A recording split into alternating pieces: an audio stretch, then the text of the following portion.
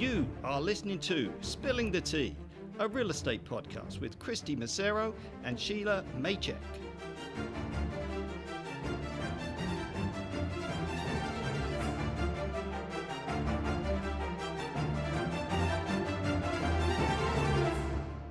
Hi everyone, welcome to Spilling the Tea, a real estate podcast with your hosts, myself, Kristy, and Shelagh Maychek. Hello. Today, Spilling the Tea with us is the amazing raspy voice realtor, Dave Bawa. Hello. And mother of 3 pugs and CEO of Move Happy, Sarah McFadden. Hello. Thank you so much for having me.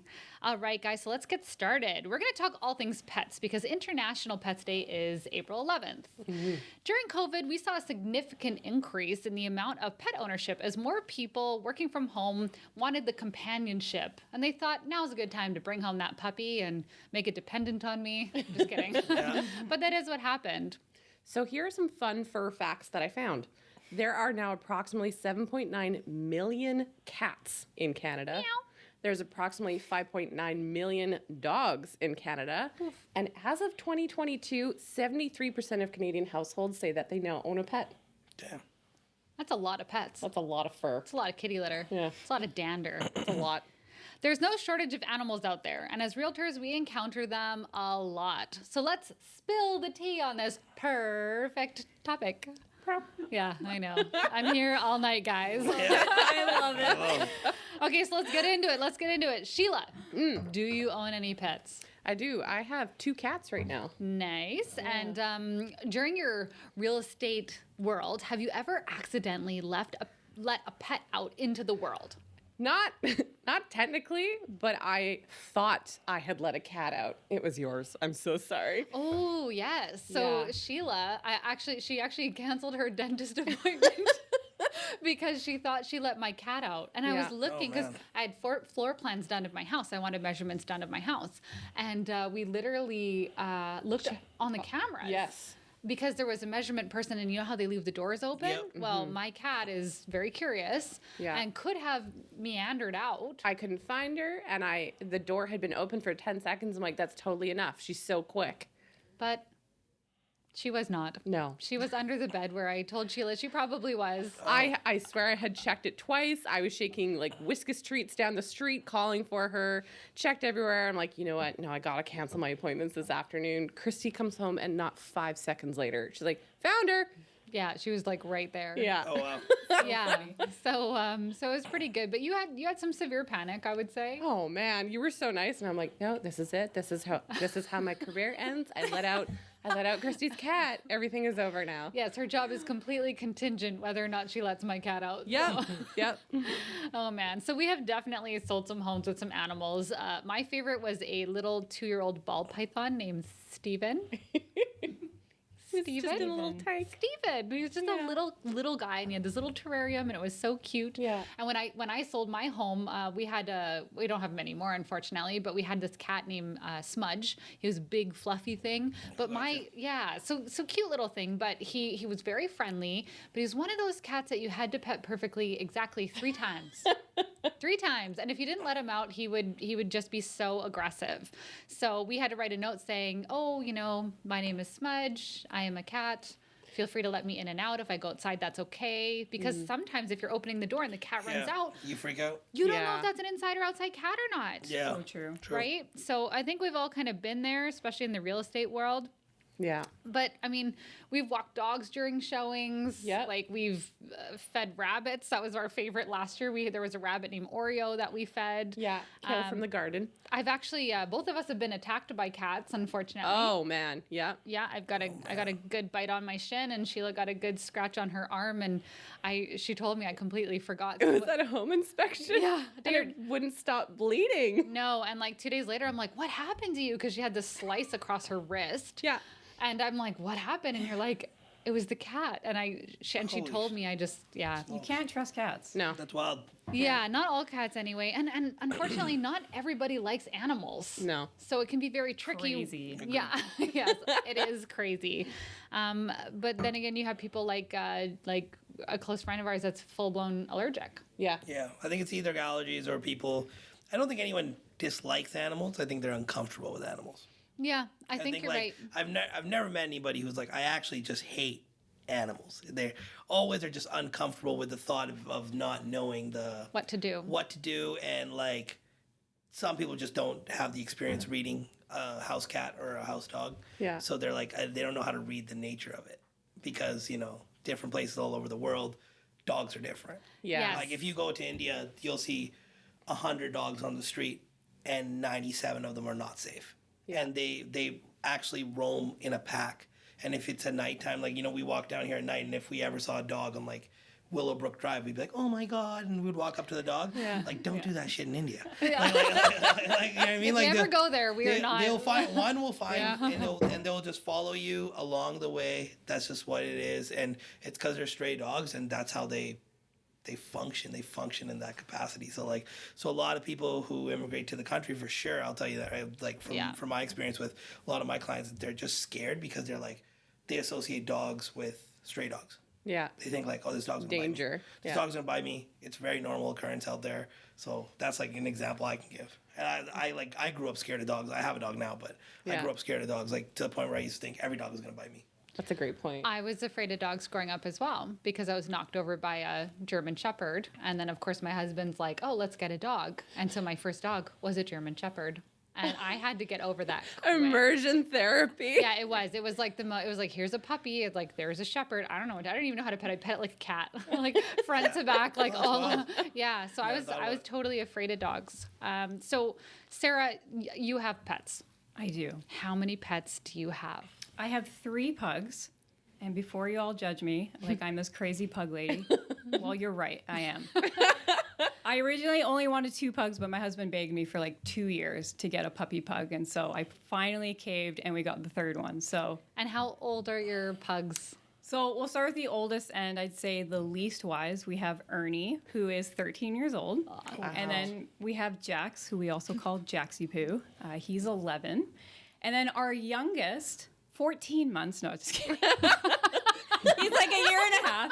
I never understand why people go by months. And when people do, I'm so confused. I'm like literally counting on my fingers. Like, okay, so how old is your child or your dog? I don't understand. But anyways, so that was a little rant. Chewy is a year and a half. Chewy. Yeah. Is he up to his namesake? Does he chew a lot? So he's named after Chewbacca.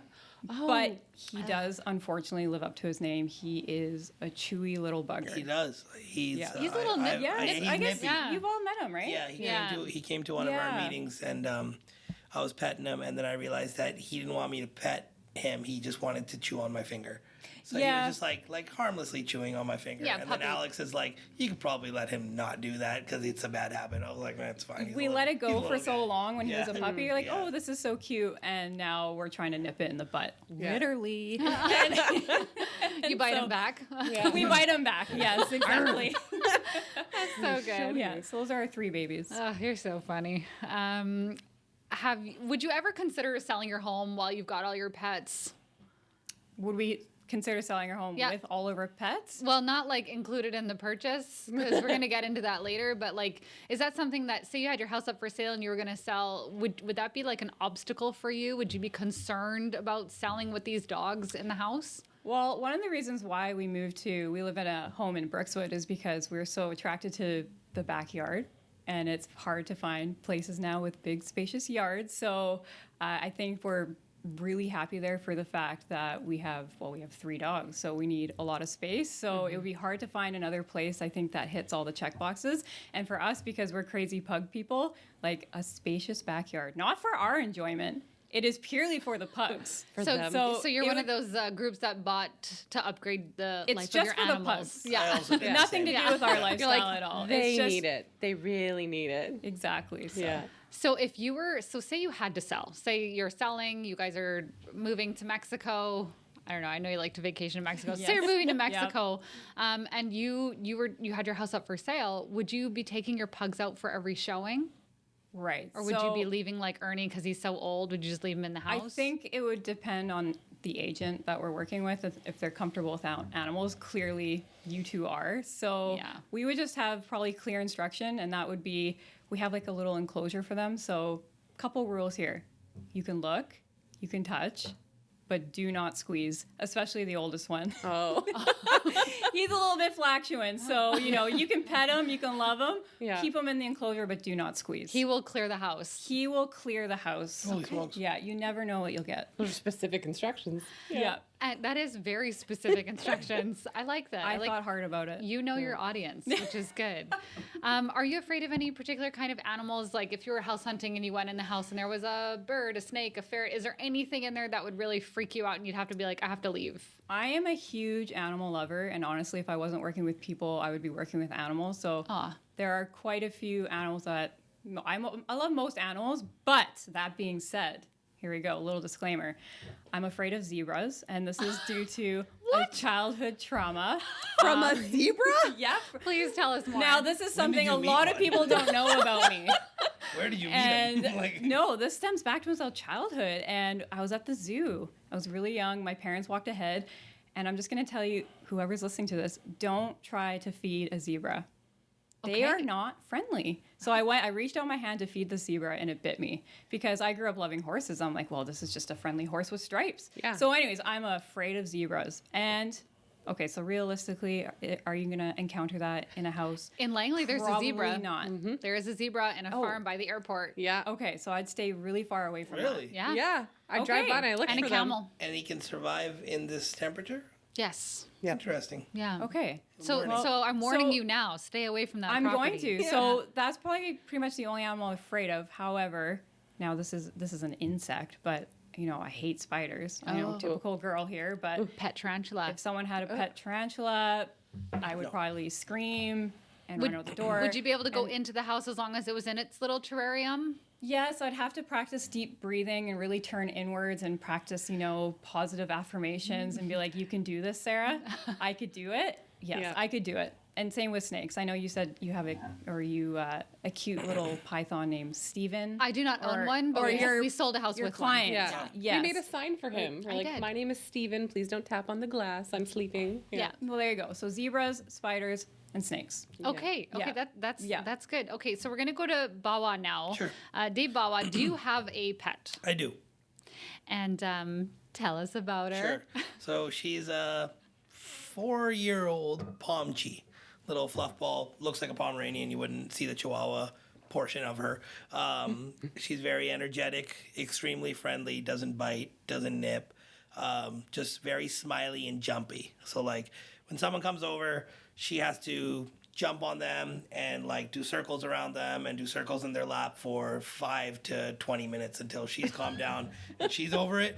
There's no convincing her otherwise. You can stop her. She'll just go back to the person. So very friendly, energetic furball. Nice. So Yeah. she's like a welcoming committee for the house. Yes. So sometimes when we have, one of my friends over the holidays she was pregnant, and when she was over, we would put Nikki upstairs because we didn't want her like jumping and hitting her in the stomach. I and love stuff. We were pets just with like, animal names.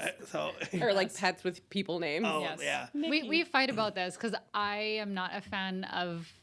Not that I'm not a fan of the pet, but I would never Not your name. preference. I would never name a pet a human name. So what do you have so- against Ernie? Yeah. So to me, that's a Muppet. Whereas, yeah, Bert and Ernie. So Nikki was the way that we came to her name is actually not like Nikki, the English name. It means little in Punjabi. Oh, that's So, adorable. yeah, it means Nikki. Well, like we just call her Nikki, right?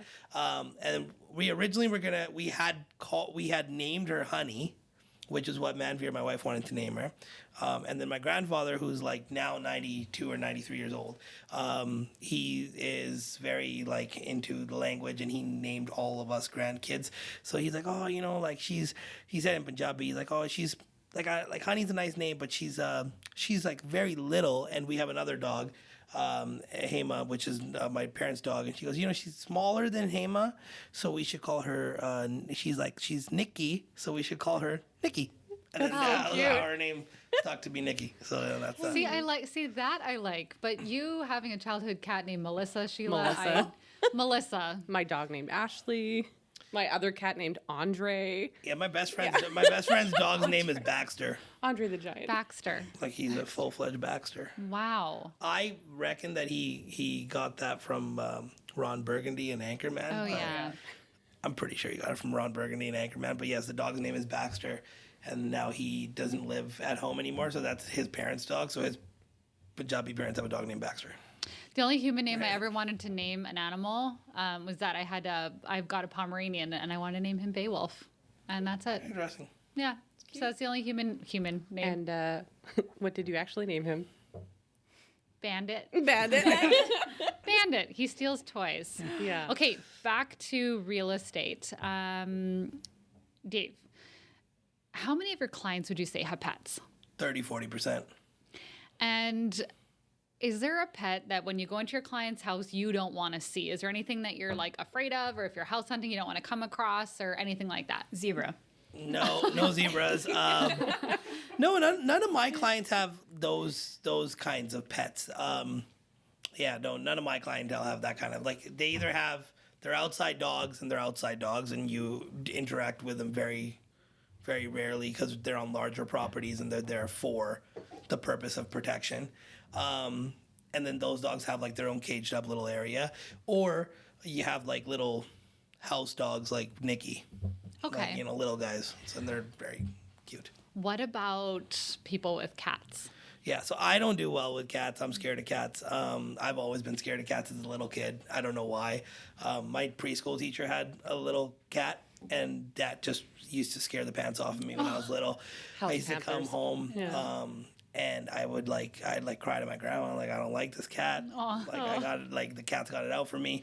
A vendetta. I don't know. It's so, like, but then growing up, I just, like, my friends had cats, and, like, they would always put the cats away because they know, like, okay, Dave doesn't do well with them, I'd have a complete meltdown. I don't have meltdowns anymore, but I would like to avoid being in the room with cats, like, especially, like, small apartments. Yeah. They just spook me out. Unless it's, like, one cat, and I'm usually okay, but like just I don't like how cats will get behind you don't even know, they're so silent, right? So like Right. for me, and that just freaks me out. So I've always just been very like with clients, hey, I don't do well with cats, just letting you know. Yeah. If you don't mind, and if some will say yeah, no problem, we'll sort it out. And, Please escort your feline to the other room. yeah. Have you ever been in a situation where it's like a condo and there's more than one cat and Yep. it's uncomfortable for you? Yeah, last year in August, I had a client call me, and they were very adamant they needed help listing. They didn't know a lot of realtors. They were referred through my office, and I talked to them on the phone. Everything seemed honky dory. Like we were like, great, so I'll be over at this time, and this is probably what you're gonna get for the place, and everything was great. And then at the very end, the client's like, Dave, one last thing I need to tell you. I was like, sure. And like, imagine you just had the perfect phone call. Yeah. As a realtor, like everything checks out. Like, we have 4 cats, or like 5 or something. Oh, I was like, Wow. and I had like their old MLS data open, and I looked at the square footage, and then I like thought about 5 cats, and I was like, what do you mean? I was like, where are they? In different properties? Like, you know what I mean? They're like, and I was like, okay. And at that point I was like, okay, well, I've given like my professional commitment to being there. Like, I need to figure this out. So I enrolled the help of another realtor, and I said like, hey man, I don't think they're able to get the cats out of here. I'm not comfortable going in there, although could you be my eyes and help me assess this place? And I, split my fee structure with him, and we carried on. The client got multiple offers, was very happy, and job done. that's for nice. you. Right? I love that. Because then for me, I didn't want to make it about me, right? I was like, okay, like if I start crying to them about me not being afraid for a cat, there's 2,792 other realtors they could hire in the Fraser Valley. I'd More than that. Yeah, so I just said, okay, well, no problem. Just want to let you know I don't do well with cats. I'm going to have my partner, Pratik, come in, and he took a look at it. And then we just went downstairs to the boardroom in the apartment building and just conducted the meeting as business smart. as usual. Oh, so smart. That's smart. Use the meeting room. Yeah, that's So many condo buildings have little meeting rooms that you can book. And the client was very happy because, like, Pratik has his way of working. They were getting 2 realtors for the price of 1. Yeah. That's the deduction I had to take on my fee Yeah. for my fear. Right, that's the cost of my fear. right. Yeah. But if you're that uncomfortable, so I like that you still stayed committed to the process. You like upped the ante by bringing in another awesome professional that we actually have on this podcast later on this year, and still got the job done Yeah. and killed it, which Absolutely. is awesome. Okay, I love it. So lots of people own pets. Okay, pets are something we come across in our real estate industry. Some people have allergies to them. Some people have fears with them. Some people just don't like animals in their house because of the dander or whatever.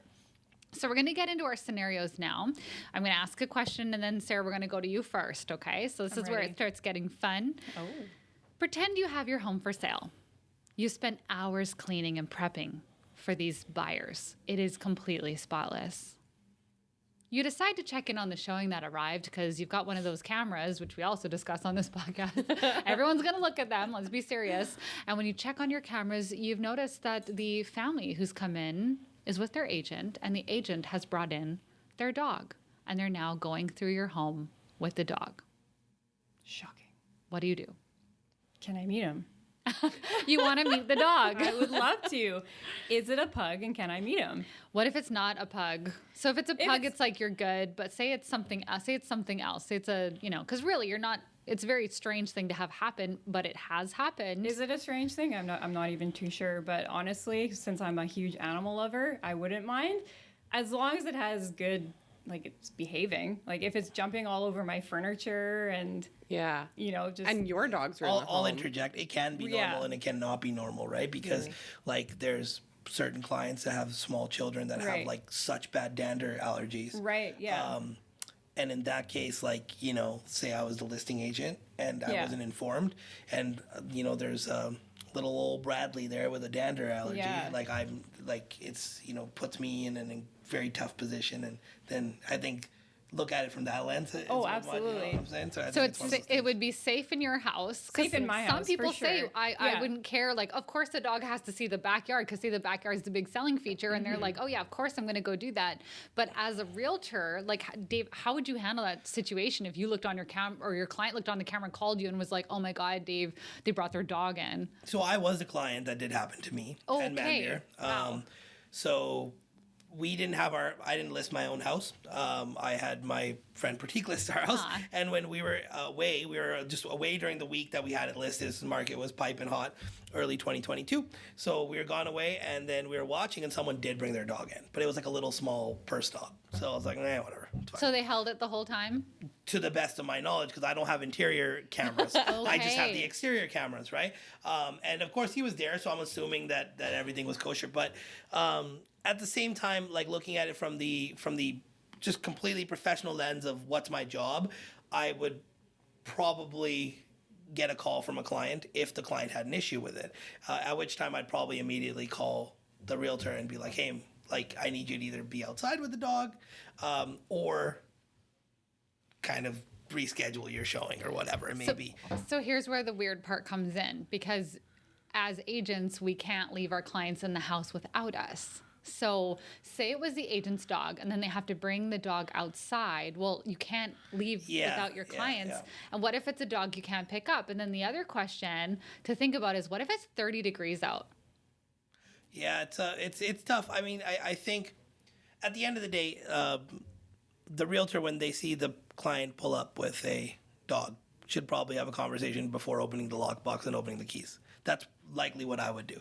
Yet to experience it in 10 years myself with my clientele, but if it had happened, I'd say, hey, look, how about I tour you first, and then I tour your partner or your family member after, and then we can trade off on the dog. You guys can sit in the car, you sit in my car, I'll crank the AC. You try to find solutions to accommodate your clients and your customers, right? It's like customer service 101. If you worked at any customer service retail job, you kind of know how to do that. Unfortunately, not all realtors have had that experience in their past, so they're like sometimes just get shell-shocked by like these situations. In my world, I wouldn't feel so like uncomfortable with finding a solution, but I'll handle it. Yeah, but I think like we usually have etiquette conversations with my buyers, at least. I know Kristy does as well with you guys' clientele, that hey, when we're doing buyers showings, let's make sure we're doing X, Y, and Z, and make sure we're avoiding X, Y, and Z. And if you can't find babysitting or pets and then maybe we reschedule a different meeting. And that's how I avoid the problem. But if I was knee deep in the situation, that's probably how I would have handled it. Yeah, I'm thinking about that. We did have one client this year asked to bring their little dog, and it's a was little, so it's little, small. it's like the size of this teacup. Like Yeah. it's tiny. But still, because we don't know what the allergy situation is in the house, we said, no, unfortunately, you can't do that. Yeah. And it was totally fine, and Yep. he was really good about it. I'm so glad he asked rather than. Oh my gosh, yes. Because it would have been so much more awkward if he thought he could just bring his dog in and we would have to pump the brakes on him at the door, right? Yeah. In contrast to that, yes, some people wouldn't have any issue with it. For me, like, I have a cat in the house. So if someone brought a dog in, it would just, like, that would be the end of that. You know, like, my poor cat would be probably traumatized. Even though I have dogs, she is not shy around my dogs, but she's shy around some other dogs and Yeah. other Yeah, 'cause people. they don't know the Just animal. goes to show how important communication is. Yes. Yeah. And just how like the littlest Yeah. things can make a huge difference and just be like, hey, just a heads up. Or- we have a dog. Don't bring the dog. Yes. Like, just yeah. to me, like, I don't think dogs have a place in the first showing on a home. If it's subsequent, or, you know, you really needed to show the dog because it's a big, important family member and you want to take a tour of the backyard with the dog, sure, fine. But that should be like second showing or third showing, not like Right. first showing Or in if the it's door. a therapy dog. Therapy dogs, totally. totally Yeah, here's different. another thing, totally Yeah. different conversation Yeah. because that's a human rights issue. Yeah. So if someone's going to have, you know, like, think about seizure dogs, Oh yeah. right? Yeah. Again, I feel like in that situation, it would be heavily communicated ahead of time. Yeah. For sure. exactly. You'd hope so, at least. Yeah, Yeah. yeah. You would hope that everybody would definitely do that. Just looking at my notes here, we covered a lot in that conversation. That was really good. Okay, so Sarah, we're going back to another scenario. Are you ready? I'm ready. Okay. Imagine your house is for sale, and you've got Ernie, Yep. your 13-year-old pug, and a buyer decides that they want to write on your house, but they want to include one of your pugs. Is this even a question? Yeah. I think at the start, be Kristy, surprised. you talked about how animals and pets are like family, right? So wait, were you finished your question? Well, I think you know where I'm going with this. I think everyone knows where I'm going with I'm this. fired up right now. What would you do? What would you do if somebody wanted to include one of your pets in the transaction? Well, you see, Ernie's at end of life, so no, I'm just kidding. The vet bills versus So if they want to include Ernie in the sale of her home, I mean, that would be a flat out no to me. It's almost kind of like if someone wanted to, like, say my mother-in-law was living with me and they wanted to include my mother-in-law in the sale. Like, it just wouldn't happen. Yeah. That's how, like, Would you be offended that they even Ernie is asked? family. Yeah. Some people would Would I like be to offended include their if they mother-in-laws asked? Yeah. in the I mean- transaction. Not mine, but some people would definitely give up their mother-in-laws. So It's true. Yeah. Yeah. No, depending on your relationship. So would I be offended if someone asked? No. I mean, good for you for asking, for having the confidence and being brave enough to ask You're like, such ballsy, let me cross that a stupid out. question. No, I wouldn't be offended, but I'd probably be very confused. So I was speaking with my brother-in-law this morning, who's a realtor in our office. His name's Chris Linden. You guys are going to see and hear him later on this year. He's actually adopting his client's cat Oh, interesting. because he's helping his client sell. They can't bring the cat with them. She wanted to rehome this cat. And they kind of, I mean, they're obsessed. His little Yeah. boys, my nephews, are obsessed with my cat. So he's actually adopting his client's cat. Yeah, because Which he's been is- into showings. He's like, Yeah. me and the cat kind of hit it off. He's like, all Oh, right, that makes sense you're then. cool. That makes sense, though. Yeah. Yeah.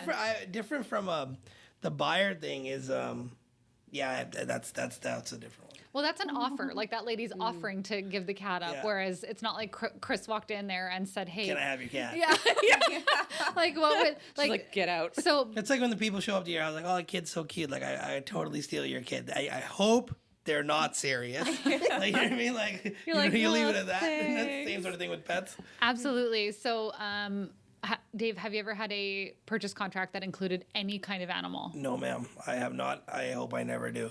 Because I would feel the same way with Nikki. I'd feel very like, what? What do you Yeah. mean? Like, I don't send Nikki to certain, like, doggy daycares. Like, this is the level of extra that I am with my dog. I That's scoped one once and I was like, this looks like a prison. I would never. You just see what Nikki sleeps on. So I was like, no, Nikki sleeps on like a Sealy Posturepedic bed. So I don't think I'd be okay with hilarious. sending her to certain kennels, let alone giving her to some strangers for Yeah. money. It's like that TikTok. Like, I've seen on TikTok or Instagram. Like, you see those like certain people do like those social experiments. One of the things they're like walking up to dogs, be like, hey man, like, here's $1 million. So I have your dog.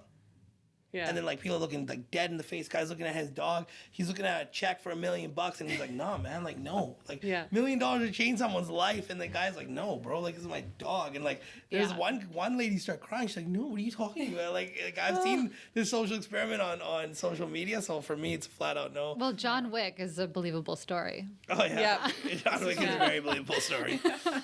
Okay, so during showings and purchases and that kind of thing, we've actually come across this where someone's wanted to include animals, if you can call them that, but you know, koi ponds with the fish? Yeah. So koi ponds, like koi, the big ones are worth a good chunk of money. And sometimes like they want the fish in the pond or they'll want aquariums. We have that sometimes where they say, oh, do they want their aquarium? Yeah. Number one, aquariums are very hard to move.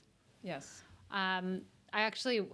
It's not safe for the fish either It's when you move them out, right? yeah. So it's tricky. I gave my client a gift basket one year, and it had a bunch of fish crackers because he had a lot of aquariums. And then he told me that some of his fish died during the move, and I felt kind of bad. But he obviously didn't correlate it. But I was like, oh my gosh, I committed to fish, but it was traumatic for them to move because he had like 7 aquariums or something. Yeah, Wow. just beautiful different kinds, and he It was looked after them really a well. thing. But it's apparently really stressful for them to move. Yeah. Yeah. Yeah, it's tough. We used to have a fish tank when we were little, and obviously, like me and my little sister was doing, like that's what we wanted, and then of course we did not take care of it at all. It became my dad's project.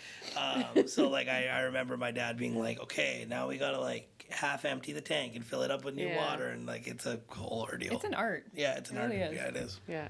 Craziness. Okay, so to conclude today, guys, pretty much anytime that we're in real estate transactions and there are pets involved, these are people's family members, and we have to exercise caution and care when we're in other people's homes because we don't know if they're going to accept something like a dog coming in, or maybe they're afraid of a cat, or maybe they have allergies.